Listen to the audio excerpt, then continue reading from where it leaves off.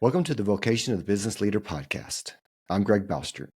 Here we explore how Catholic leaders let Christ and the teachings of the church he founded guide their work, integrating faith and business. Each episode offers inspiring stories to help you live an undivided life.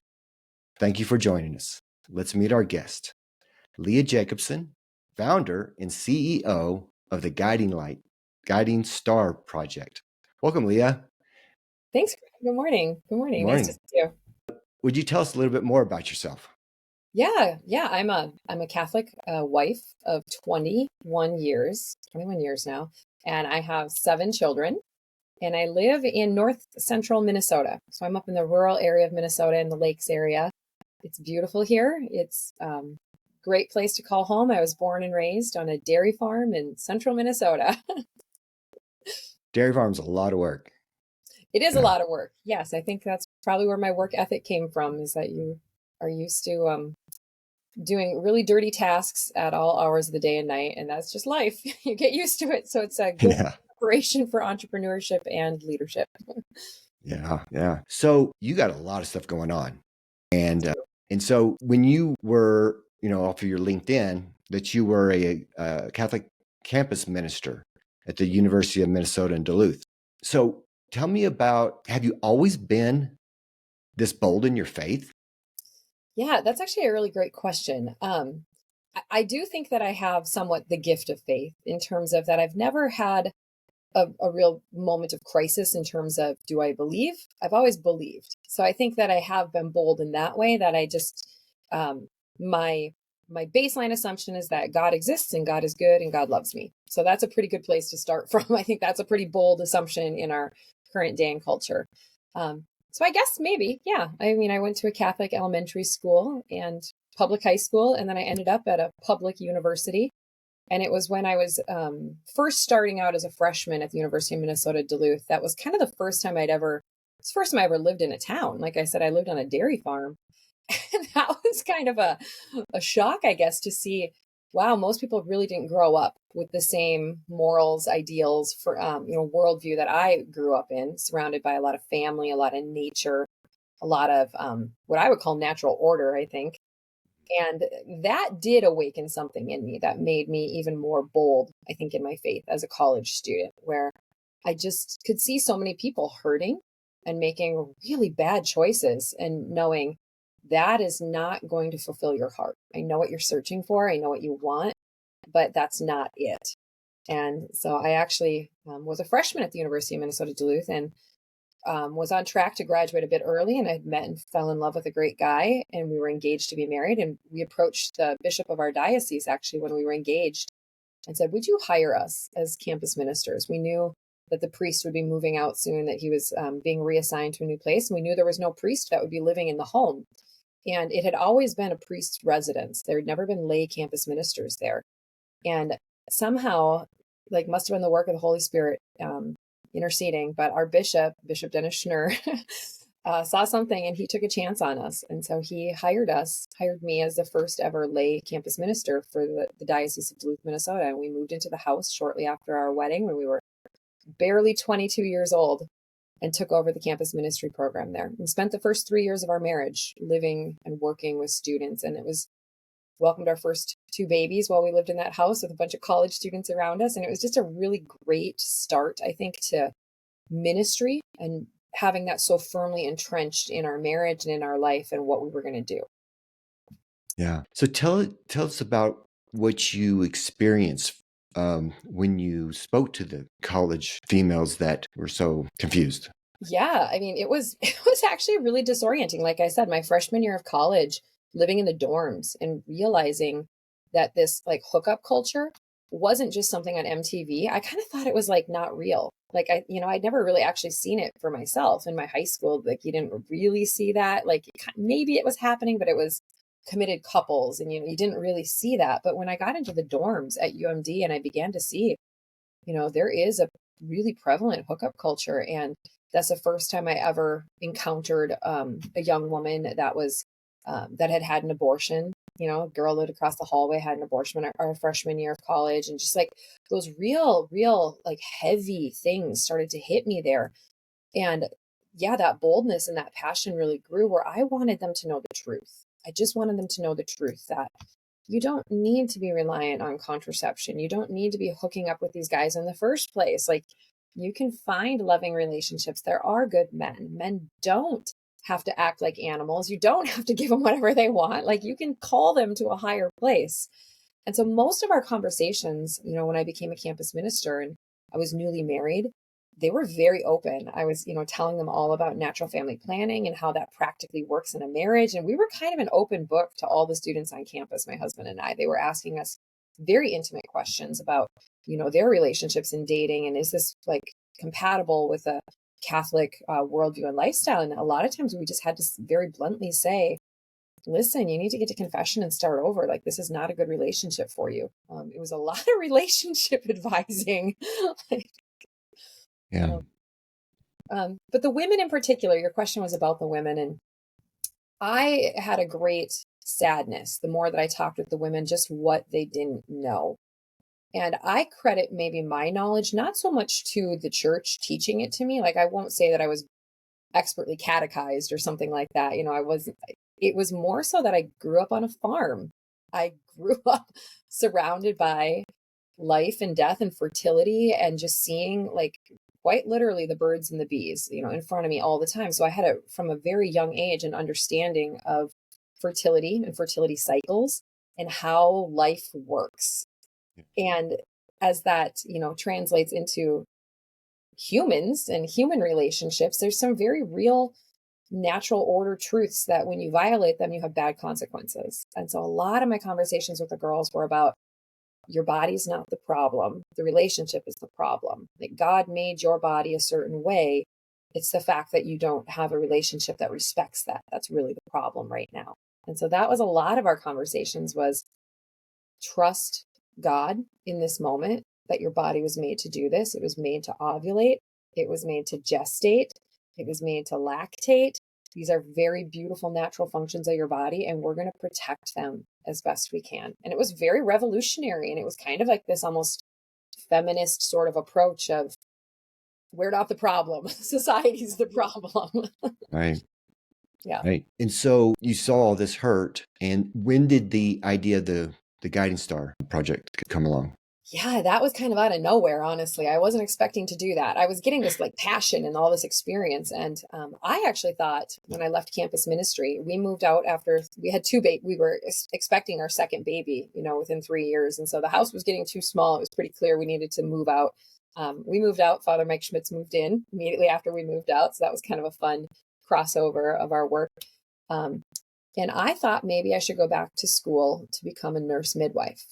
I thought, maybe that's the best way I can serve these women in the pro-life movement is to deliver their babies. Like, I'll become a midwife. And so I actually applied for and was accepted into nursing school. And I was planning to start midwifery school.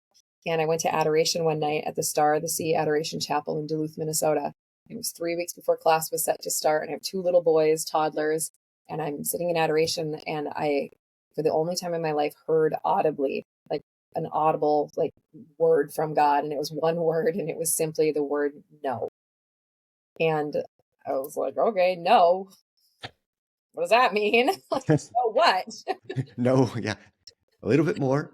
But yeah, I know. So then I sat there for 3 hours and I pulled out my prayer journal and notebook and I just started kind of writing, and God just slowly kind of unveiled this vision of, what do you, as a young woman, as a young mother living in our culture, like, what do you want for yourself, for your friends, for your sisters? Like, what is it that you need?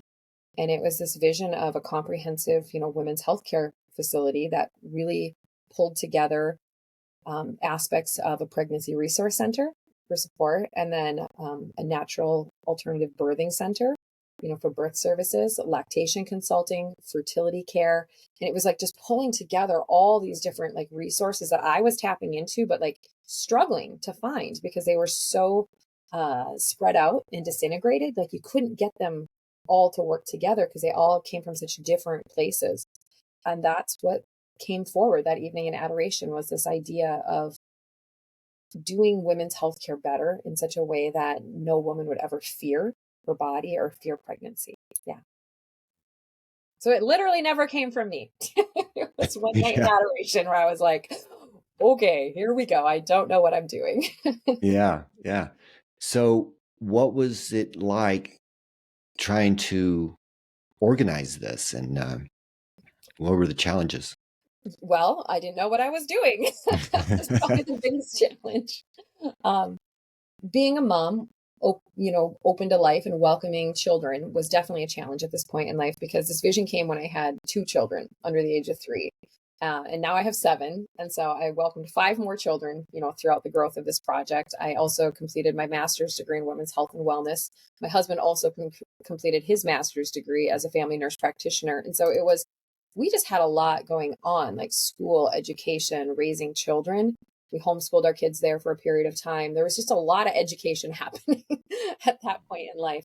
But it was good because I was able to focus what I was learning in a very specific direction. I was able to say, what is my end goal here? I want to have centers that make us the expert in women's healthcare.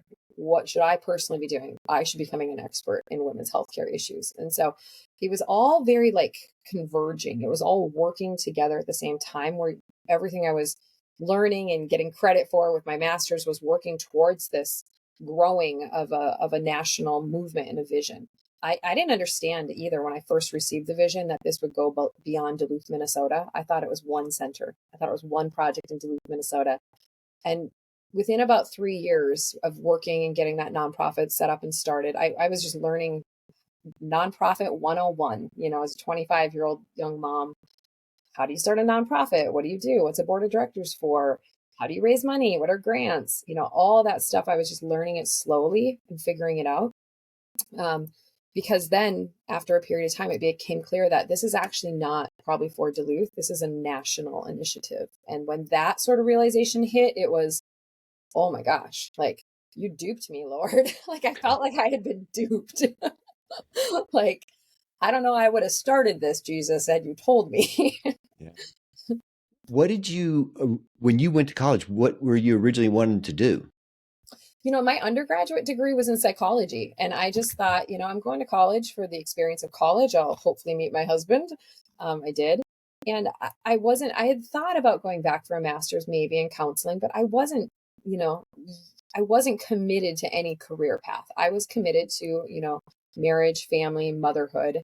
Pretty content with that too, knowing that I wanted to spend a lot of time volunteering and being active in the community. But I didn't think it would actually culminate in a business. I wasn't thinking that that's what I was set for, but it was just coming so clearly like to me that this is something I'm compelled to do. I am miserable when I do not do it because the Lord is like continually like assaulting my peace. Like, do this, do this. And then the fruits of it were undeniable. It was one of those moments where you're like, well, should I be doing this? I have young children. Should I be spending my time in this way? And I didn't have my own initial desire for it. It was just a call upon my life. It was this like insatiable sort of like, I can't not do this. Um, and I had a spiritual director kind of advise me early on in the process and just said, just take the next step. The next step. If it bears fruit, continue. And that's always kind of been my mantra. Like the Lord will provide if he wants it to happen. And if he doesn't want it to happen, he will shut it down. And every step along the way, the fruits have almost been supernatural. Like they've been beyond what they should be when I'm on the right path. And so when we go the right way, it just sort of goes. Um, and that's kind of been my guiding principle. So I shared at Sent when I spoke there that we really launched out without a business plan. It was very much like, Lord, this is the vision that you gave. This is what you pulled forth that we need for women. This is what young women need in order to choose life confidently in this culture. We don't know how to do it. And there's probably 1,000 ways to do it. So make clear to us how to do it. And that's really been the last, 10 to 15 years has been piloting all the different ways that it's possible to do it. We've opened centers now, probably 5 different ways, like 5 different pathways of, for-profit into nonprofit, nonprofit sitting alongside for-profit, pure nonprofits, and like a collaboration with one another, almost like a co-op. We've done it several ways, and some of them have worked well and some have not. And now I'm kind of getting to the maturity now in my business venture that I didn't really set out on purpose to recognize this is what works now and this is what we're going to do. So the organization has been maturing and growing. We're at a really exciting point. Yeah. So you have 8 centers, correct? Yeah, right now we have 7 locations. We actually just closed one in Memphis, Tennessee. So it actually kind of morphed into something else. So we have 7 centers right now in 5 states. Yeah. So, yeah. So in 5 states. So how did that, I mean, in Texas and Yep. yeah, Iowa and Florida and so Minnesota. Yeah, like I said, a little bit accidentally in terms of that we sort of just launched out. This was a Holy Spirit guided thing. And it was the first thing that I did when I started when I realized it was supposed to go beyond Minnesota, when I realized like this is bigger than one community. We put a website up in 2012, and all it was a can we do better for women's healthcare question. That's literally all the website was. And then it had the vision. It had like a floor plan actually of like what one of these centers would look like. It had all the elements of the center in one location. And like I said, the supernatural fruits just sort of like that should not have caught fire, but it caught fire. That should not have caught so much interest all around the country, but all of a sudden we had emails coming in and phone calls coming in from all over the country, Tampa, Florida, El Paso, Texas, like just random weird places, Cedar Valley, Iowa, saying we want to open one of these centers. How do we do it? And it was us saying, we're not sure. Let's figure it out. yeah. Yeah. And So so so these were just brand new centers. That you weren't like starting, well, and that when I said there's 5 or so different ways we did it, yeah. that's one of the differences. A couple of them were pre-existing pregnancy resource centers. So the one in El Paso, Texas existed for about 15 years as a pregnancy center called House of Hope.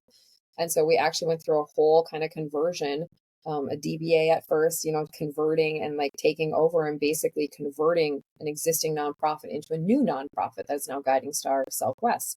So that one had a completely different, kind of history than the ones in Iowa. All 3 of them in Iowa ended up being completely from scratch, brand new nonprofit organizations that we filed in under our national group exemption. So our IRS group exemption, we started them up from scratch, trained these new boards of directors, had to do their first fundraisers, had to do everything, to start them up as a new organization. So those are some of the differences. And that's what I've been learning for the past decade. And my team has been learning is what are good practices for nonprofits? How do we identify a good partner? If they already exist, what's the foundation that needs to be in place for them to be successful? Because we also learned along the way that not every pregnancy center has a good foundation. Not every pregnancy center can grow into a full medical practice. That's a huge ask. That's a big growth. And we had a few along the way that we started and quickly realized that's not a fit. This is not going to work, and then a disaffiliation took place. So there has been a steep learning curve for us to figure out what works, what doesn't. So tell the audience the concept and the mission of the Guiding Star Project. Yeah. What do you do? Yeah, absolutely. So we work to create a healthcare system, a community through education resources, healthcare resources, one convenient location, a brick and mortar location in a community that provides our 4 core services. And our 4 core services are focused on women's healthcare, specifically women's healthcare and the functions of a female body. And so we work on, so I mentioned earlier, just ovulation, gestation, lactation. Those are kind of what we call the 3 female superpowers. And so our first 3 of our core services are focused on natural fertility, childbirth, and breastfeeding. And so all of our centers offer those services to women. And then the 4th core service is really what we call family life or motherhood. And it's all the things, including a drop-in child watch, including resources that you might see more in a pregnancy center, clothing, diapers, breast pumps, things like that. And we put it all together in one convenient location so that any woman who is, trying to learn about her natural body, her fertility, that she could come in the door there. Any woman who's pregnant, whether or not she's happy about it or not happy about it, she could come in the door there and get her prenatal care. As we're moving now into birth centers, that's been the real evolution of our organization. We've realized we need to be able to do birth on site. That's been something we've learned over the last 10 years, that birth is such an important, sacred moment, and it can be very traumatic, and it can really affect women's openness to life. that we need to be providing the best birth experience as possible. So we're opening alternative birth centers right on site in our centers. And then really great postpartum follow-up care with lactation support and all the postpartum care these women need. And then our services really do go far beyond. I mean, a girl can come in as young as age 9 and experience our cycle show, fertility education, start learning about how her body should naturally work. And she could stay all the way through menopause and come through age 99, so it's really the place where you should be getting your women's health care throughout your lifespan. Right. Good, solid information. Yeah, that's excellent. So you are on your website, you state that you want to grow to 50 centers nationwide. We do. So how are you going to do that? This is the exciting part, Greg. That's what I'm saying. We're finally kind of at that moment where we've been realizing this works okay, this doesn't work. And what we've really recognized is the franchise. We're moving into the franchise option. And so that's exactly what our organization is preparing right now as our franchise agreements.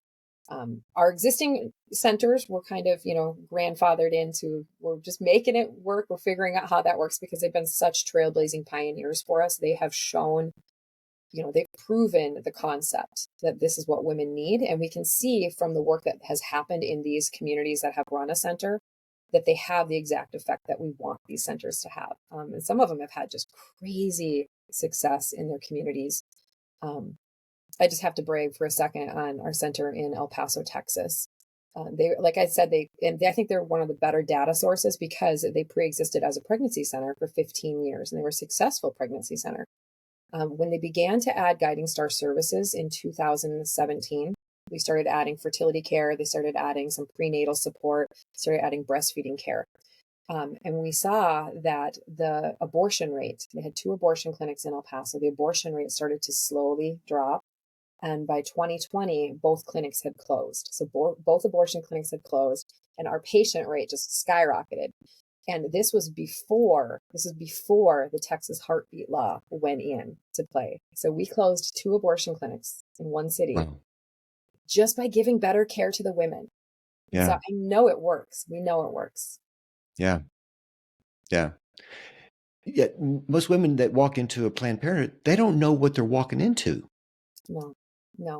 No, they think they're going there for, even the women that are opposed to abortion, they come in there because they're getting their well woman exam, or they're getting some other service that they think is, not morally reprehensible. Like maybe they would never go to get an abortion, but they don't realize that they're walking into this very slippery slope of, well, let's just get you started on it looks like your cycle is a little bit off. Let's start an oral contraception. Oh, don't worry. It's not for birth control purposes. It's to regulate your cycle. And so it's just very easy to start, kind of slowly moving more and more towards this model of women's healthcare that says the way that we treat women is suppressing their body, altering their fertility, and making them the problem. Whereas we will never do that. A woman coming into our center is going to be told right away, hey, you know what? Your cycle's a little bit irregular. Let's run some hormone panels. Let's figure out what's going on. Let's fix the root problem here instead of putting you on an oral contraceptive for no reason. We're not going to put you on contraceptives because you have acne. That's ridiculous. But yet that's Planned Parenthood's game plan. Whatever we can do to get you on an oral contraceptive or long-acting contraceptive, whatever we can do, we're going to do it. And it's a smart business model for them because they get reimbursed an awful lot of money for those services, whereas we don't get reimbursed very much for teaching women how to understand their bodies. So it's a huge battle in terms of we've picked the business model with very low returns. High returns up high. Yes, exactly. Yeah. I mean, we're not going to make the things that make money in women's healthcare are very destructive things. It's hysterectomies, it's tubal ligations, it's oral contraceptions, it's IUDs. We don't do any of those things. Yeah.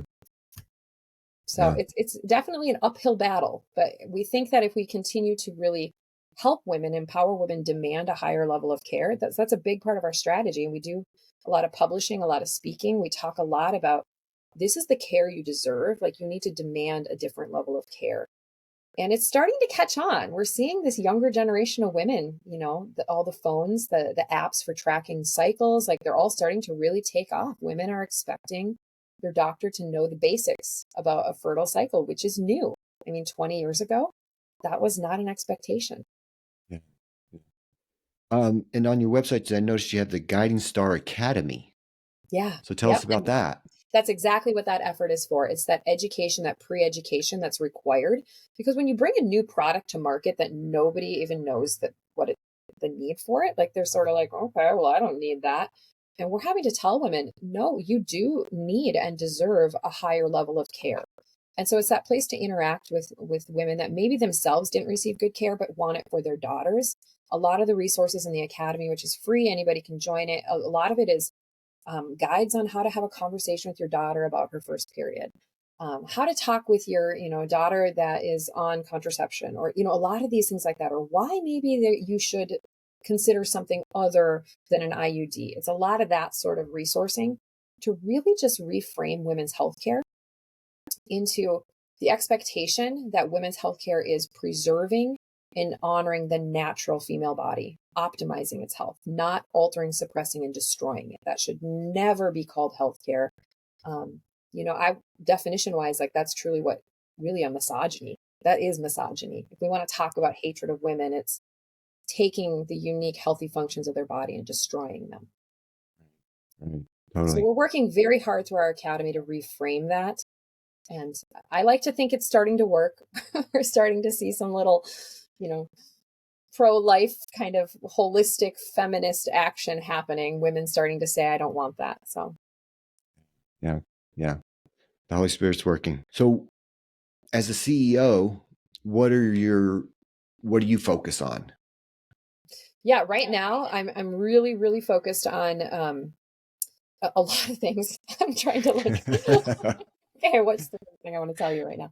I have a great president alongside me. So my president, Lisa Canning, we use the system EOS, the Entrepreneurial Operating System, which is one of the things, and I know that we share a connection through Scent. Scent Ventures is our connection, which is one of the things that came to me through Scent. The EOS model of running a company was something I learned in Scent. And so we implemented that in Guiding Star about 3 years ago.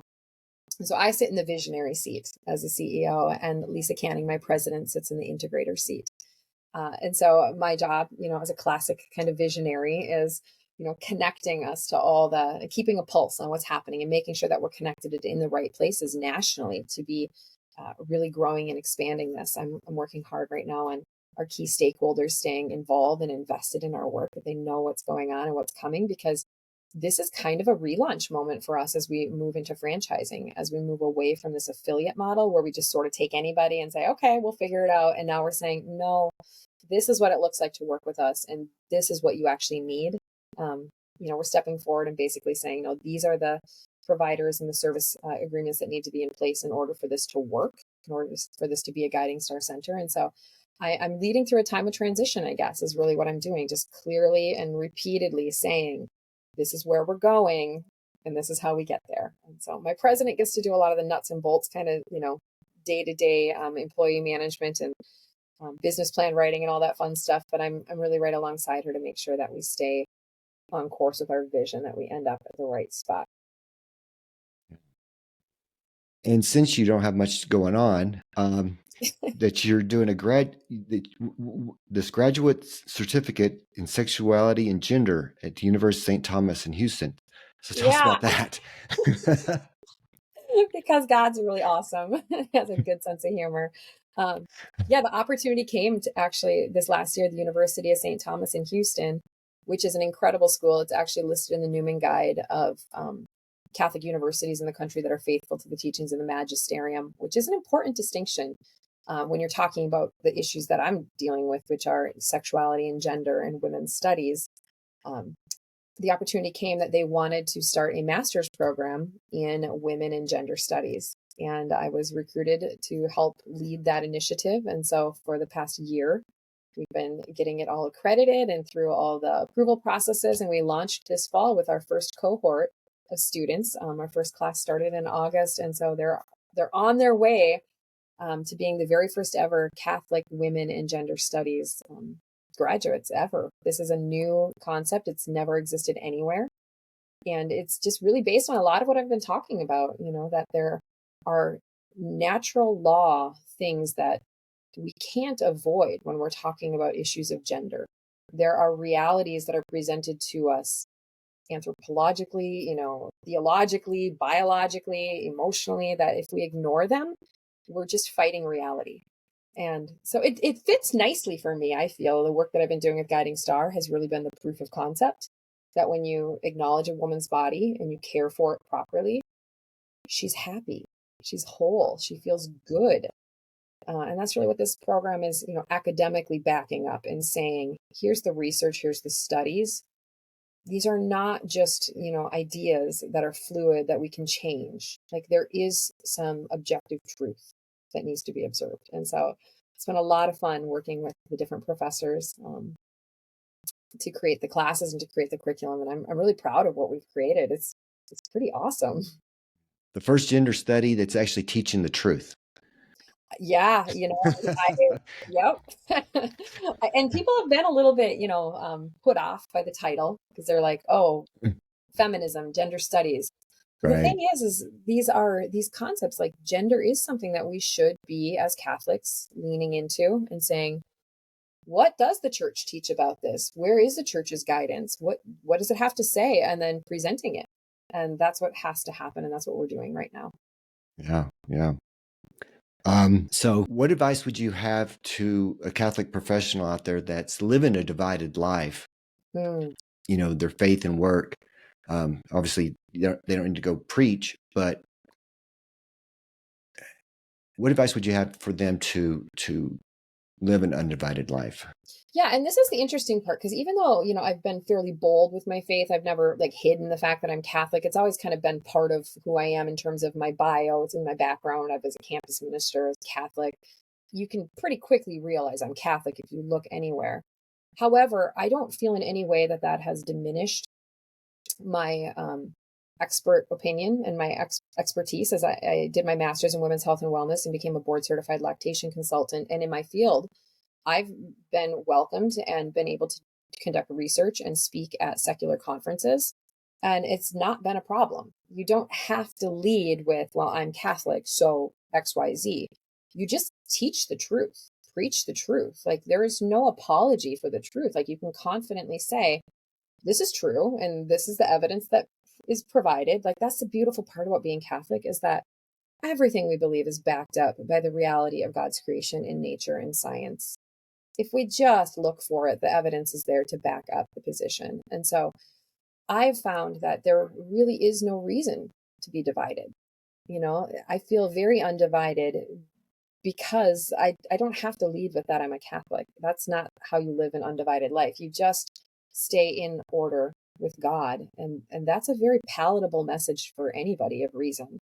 And then the other thing I would say is in my own organization, we don't hire only Catholics. We'll hire anybody that's really on board with us. But for the Catholics that I do hire and that I work closely with, I just am very clear and I ask them, I say, please stay in a state of grace. Like, I need you to stay in a state of grace. I need you to make Mass and confession a priority in your life, because if we're going to do this thing together, we need to remove all obstacles of the enemy, all distractions, all noise. So please stay in a state of grace. And that's really something that I kind of screen for in my interview process of what's your faith life like, are you going to have the strength to weather some of these storms, because you're about to walk into probably the biggest storm of your life. You're walking into the pro-life movement and into the gender studies battle. So, and women's healthcare. So have fun. This is going to be a ride. Yep. That spiritual warfare is real. And it is intense in these areas. Absolutely. So how can people best support the Guiding Star Project? Yeah, we're always looking for prayer support for sure. Please, like I was just saying, this is an intense spiritual battle. Please pray for the protection of all of our centers. We have had, attacks on locations and people that are just very hostile. So pray for our staff, our employees, protection everywhere on every location. But in this particular moment, it's just a really exciting time as we completely shift our business model. We're looking for everything from, investors in real estate, people that have a lot of franchise experience, healthcare administration. We're looking to fill some key seats in our organization. And we're always welcoming advisors, board of director members. So people can come alongside us right now. It's kind of a really interesting moment. It's a great opportunity to kind of come in at a relaunch of proven concept at the ground level, though. So if someone's feeling that call, please reach out to us. We would really love to hear from you. Is there anything that I didn't ask you that you'd like to talk about? No, I mean, I feel like we had a great conversation, Greg. I feel kind of bad I didn't ask you anything about yourself. It's not about me. I just feel like I've been talking about myself the whole time here. Yeah, that's what it's about. Yeah. No, it's a joy to be called to serve the Lord. I think we're all called in some way. And I think the one thing that is always interesting for me is, as a mom of 7 children who are all still at home right now, I will add, there is that always that question of balance and life, work-life balance. That has been really the last several years of my life. I spent a lot of time pondering this. Like, is this where you should be? And a few sister saints have kind of come into my prayer life that have offered me some sort of, consolation or direction. And one of them is Saint Joan of Arc. She's become a really good friend of mine.